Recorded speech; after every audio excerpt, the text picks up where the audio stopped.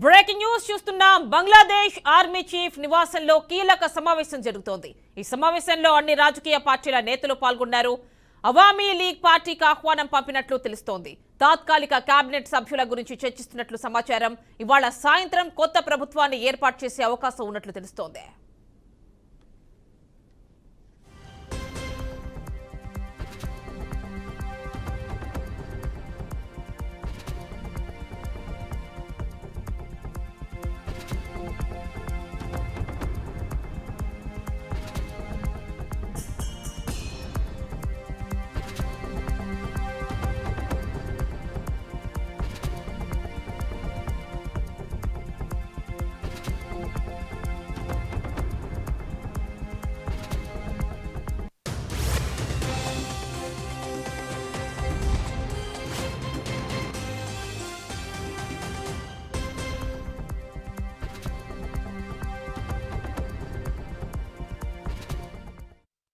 Bangladesh army chief నివాసంలో కీలక సమావేశం జరుగుతోంది.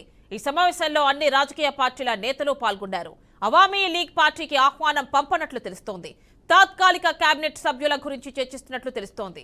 ఇవాళ సాయంత్రం కొత్త ప్రభుత్వాన్ని ఏర్పాటు చేసే అవకాశం ఉన్నట్లు తెలుస్తోంది.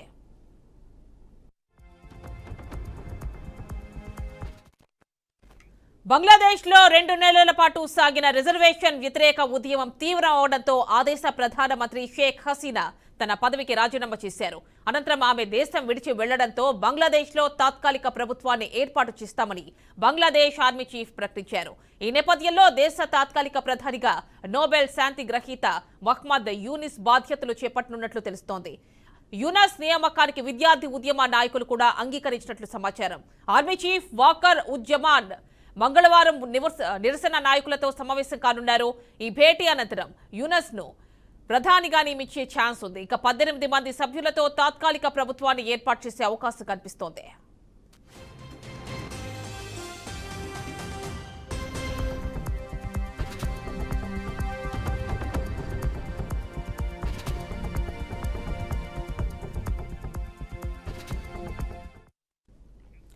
యూనస్ బంగ్లాదేశ్లోని చిట్టగాంగ్ లో 1940 జూన్ 28న జన్మించారు. ఆయన ఒక బ్యాంకర్, ఆర్థికవేత్త, పౌర సమాజ నాయకుడిగా ఉన్నారు.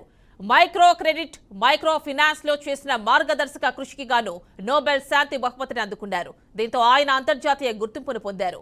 నోబెల్ ప్రైజ్ తో పాటు యూనస్ 2009లో United States Presidential Medal of Freedom, 2010లో కాంగ్రెషనల్ గోల్డ్ మెడల్ తో సహా అనేక ప్రతిష్టాత్మక అవార్డులను అందుకున్నారు. ఇక అలాగే 2012 నుంచి 2018 వరకు స్కాట్లాండ్ లోని గ్లాస్గో కాలేడోనియన్ విశ్వవిద్యాలయానికి ఛాన్సలర్ గా పనిచేశారు. గతంలో చిట్టగాంగ్ విశ్వవిద్యాలయంలో ఆర్థిక శాస్త్ర ప్రొఫెసర్ గాను పనిచేశారు. ఈ ఏడాది జనవరిలో కార్మిక చట్టాలను ఉల్లంఘించినందుకు యూనస్ కు కోర్టు 6 నెలల జైలు శిక్ష విధించింది.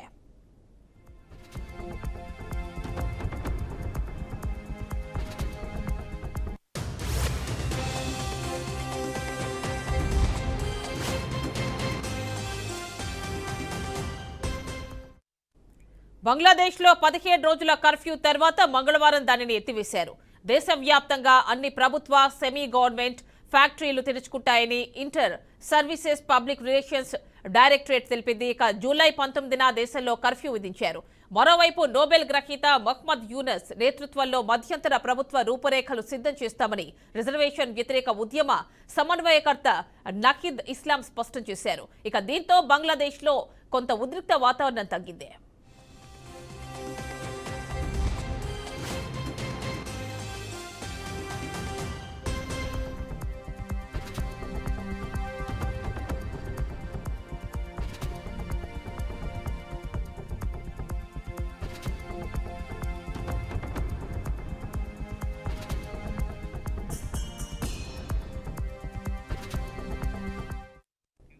ఇక బంగ్లాదేశ్ లో ఈ సాయంత్రానికి నూతన ప్రభుత్వం ఫామ్ కానున్నట్లుగా తెలుస్తోంది. పూర్తి డీటెయిల్స్ మా అవుట్పుట్ ఎడిటర్ రాము అందిస్తారు. రాము, చెప్పండి, బంగ్లాదేశ్ లో తాజా అప్డేట్స్ ఏంటి, ఎలాంటి పరిస్థితులున్నాయి? బంగ్లాదేశ్ ఆర్మీ చీఫ్ నివాసంలో కీలక భేటీ సమావేశం జరుగుతుందని చెప్పొచ్చు. ఈ సమావేశానికి అన్ని రాజకీయ పార్టీలు నేతలు పాల్గొంటారు. అవామీ లీగ్ పార్టీకి ఆహ్వానం పంపినట్లు తెలుస్తుంది. తాత్కాలిక కేబినెట్ సభ్యులుగా గురించి చర్చిస్తున్నట్లు తెలుస్తుంది. ఇవాళ సాయంత్రం కొత్త ప్రభుత్వాన్ని ప్రత్యామ్నాయ ప్రభుత్వాన్ని ఏర్పాటు చేసే అవకాశం ఉన్నట్లు కూడా తెలుస్తుంది.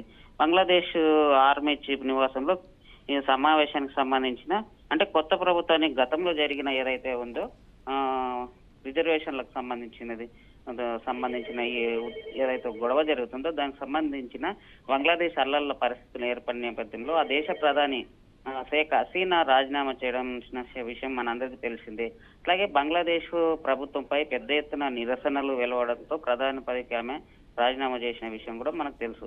అట్లాగే అనంతరం అక్కడి నుంచి ఆమె ఇతర దేశాలకు వెళ్లే ప్రయత్నం కూడా చేసింది. ఆమె బంగ్లాదేశ్ నుంచి ఢిల్లీ వెళ్ళిందనేది కూడా మనకు తెలుసు. ఈ నేపథ్యంలో తాత్కాలిక ప్రభుత్వాన్ని ఏర్పాటు చేయడానికి అక్కడ ఆర్మీ చీఫ్ తన నివాసంలో కొత్త ప్రభుత్వానికి సంబంధించిన ప్రయత్నాలు అయితే జరుగుతున్నాయని చెప్పుకోవచ్చు. ఆమెని అంటే ఎవరైతే నోబెల్ ప్రైజ్ గ్రహీత ఉన్నారో యూనస్, ఈయనకి బంగ్లాదేశ్ ప్రధానిగా కట్టబెట్టే అవకాశం ఎక్కువగా ఉన్నట్టుగా తెలుస్తోంది. బంగ్లాదేశ్ కు సంబంధించింది ఏదైతే ఉద్యమం జరుగుతుందో ఈ ఉద్యమానికి సంబంధించిన పరిణామాలన్నింటినీ పరిశీలిస్తున్న ఆర్మీ చీఫ్ అక్కడ ప్రత్యామ్నాయ ప్రభుత్వానికి సంబంధించింది ఎవరైతే ప్రభుత్వాన్ని సక్రమంగా నిర్వహిస్తారు, ఎవరైతే పాలనను గాడిలో పెట్టగలరు అనేది ఈ పార్టీలకు సంబంధించిన నేతలందరినీ అభిప్రాయం సేకరించిన తర్వాతనే ఎవరిని ప్రధానమంత్రిగా ఎన్నుకోవాలి, ఎవరికి నాయకత్వ బాధ్యత అప్పగించాలి అనేది అందరి సమనాయకత్వంలోనే ఇప్పుడున్న పరిస్థితుల అల్లలను అదుపు చేసే ప్రయత్నం ఏదైతుందో దాన్ని చూసుకున్న తర్వాతనే ఈ ఒక బాధ్యతాయుతమైన పదవిని చేపట్టే అవకాశం ఉంది. అది ఇంకా క్లారిటీగా అన్ని విషయాలు తెలియాల్సిందే. ఆమె అంటే విద్యార్థి ఉద్యమ నాయకులందరూ సపోర్ట్ కూడా ఈయనకున్నట్టుగా ఇన్ఫర్మేషన్ వస్తుంది కదా. ఆమెని బంగ్లాదేశ్ లో జరిగిన ఏదైతే ఉద్యమం ఉందో ఆ ఉద్యమానికి సంబంధించిన హసీనాకు వ్యతిరేకంగా జరిగిన ఉద్యమం ఏదైతుందో దానికి సంబంధించిన వారి సపోర్ట్ కూడా తీసుకోవడం జరుగుతుంది. ఎవరెవరి ఈ ఉద్యమంలో పాల్గొన్నారో వాళ్ళందరికి సంబంధించిన పూర్తి స్థాయి సపోర్ట్ తీసుకున్న తర్వాతనే ప్రత్యామ్నాయ ప్రభుత్వాన్ని ఏర్పాటు చేయాలనేది అక్కడి ఆర్మీ చీఫ్ అన్ని ప్రయత్నాలు రాష్ట్రంలో దేశంలో చూసుకుంటే ఇప్పటికీ పరిణామాలు ఏ ఒక్కటి కూడా పూర్తి స్థాయిలో సమస్య పరిష్కారం కాలేదని చెప్పొచ్చు. మొత్తానికి ఈ సమస్యలన్నింటినీ పరిష్కరించే వైపే అక్కడి ప్రభుత్వం ఆర్మీ పనిచేస్తుంది అనేది చెప్పుకోవచ్చు. అంటే రాము ఆర్మీ చీఫ్ నివాసానికి అన్ని పార్టీల నాయకులను ఆహ్వానించారు. అయితే ఎక్సెప్ట్ ఒక్కళ్ళు మాత్రం అవామీ లీగ్ పార్టీకి సంబంధించిన ఎవరిని కూడా ఆహ్వానించలేదు. ఏంటి, ఎలా చూడాలి, ఏమిటి? ఆమెని అక్కడికి సంబంధించిన విషయం ఏదైతుందో ఆ పార్టీకి సంబంధించిన లీడర్లు ఎవరైతున్నారో వాళ్ళను అంటే ఈ అల్లర్లకు సంబంధించిన నేపథ్యంలో ఎవరెవరి పాత్ర ఎంత ఉంది, ఎవరిని పీల్చాలి, ఎవరిని ఈ సమావేశంలో పాల్గొనబెట్టాలి, ఏంటి అనే నిర్ణయాలు అనేది జరుగుతుంది. మొత్తానికి ప్రజాభిప్రాయ సేకరణ మేరకి ప్రధానమంత్రిని లేదా ప్రత్యామ్నాయ ప్రభుత్వాన్ని ఏర్పాటు చేసే అవకాశం ఉంది అనేది చెప్పుకోవచ్చు. అంటే ఏదైతే ఇప్పుడు గవర్నమెంట్ ఏర్పాటు చేయాలనుకుంటున్నారో తాత్కాలికంగా ఒక 14 మందితో కలిపి కేబినెట్ కూర్పు చేయాలనుకుంటున్నారు అన్న ఇన్ఫర్మేషన్ కూడా వస్తోంది. మరి ఎవరెవరు ఉండబోతున్నారు దీనిలో?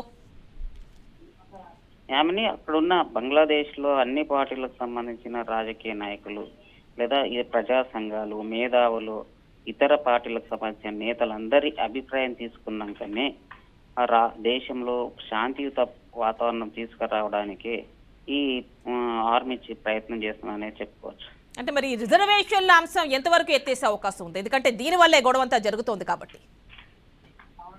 ఆమెని రిజర్వేషన్లకు సంబంధించింది తాత్కాలికంగా అక్కడున్న పార్టీలందరి అభిప్రాయం మేరకి లేదా అక్కడ ఉద్యమం అయితే ఎవరైతే చేస్తున్నారో ఆ ఉద్యమ నాయకులందరి అభిప్రాయాలు తీసుకున్న తర్వాతనే రిజర్వేషన్లను ఏ విధంగా పరిష్కరించాలి, దేశంలో ఉద్యమాలు రాకుండా అందరికీ సమన్యాయం జరిగే విధంగా, ఉద్యోగాలకు సంబంధించిన సమన్యాయం జరిగే విధంగానే ఆ సమస్యను పరిష్కారం చేసి ఉద్యమాలు రాష్ట్రంలో దేశాన్ని మొత్తంగా ప్రశాంతంగా ఉండే విధంగానే తాత్కాలిక ప్రభుత్వాన్ని ఏర్పాటు చేయాలనేది అక్కడి ఆర్మీ చీఫ్ తన ప్రయత్నాలు అయితే చేస్తున్నానని చెప్పుకోవచ్చు.